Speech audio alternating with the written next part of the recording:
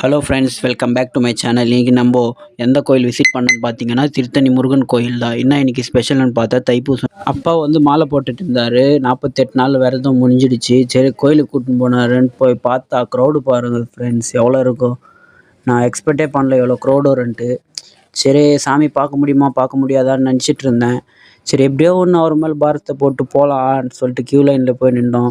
அங்கே சண்டை போட்டுக்கிறாங்க சாமி. எதுக்கு தான் இந்த கோயிலுக்கு வராங்களான்னு தெரியல. அந்த மாதிரி பேட் வேர்ட்ஸ் எல்லாம் யூஸ் பண்ணுறாங்க ஃப்ரெண்ட்ஸ் கோயிலாண்ட வந்து. ஆனால் தர்ஷனம் வந்து ஓரளவுக்கு பரவாயில்ல, நல்லா தான் நடந்தது. ஆனால் க்யூ வந்து ரொம்ப கூட்டம் அதிகமாக இருக்குது. என்னன்னு பார்த்தீங்கன்னா இன்னைக்கு வந்து சண்டே வந்துச்சு, தைப்பூசம். அதனால் லீவு எல்லாம் வந்துடுறாங்க.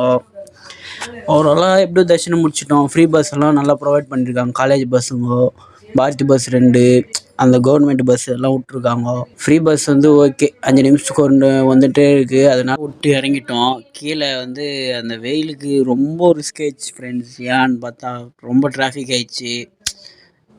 அப்படியே கொஞ்சம் முன்னாடி நடந்து போயிட்டே இருந்தோம். போகிற வழியில் அண்ணாங்க வந்து அன்னதானம் போட்டுருந்தாங்க.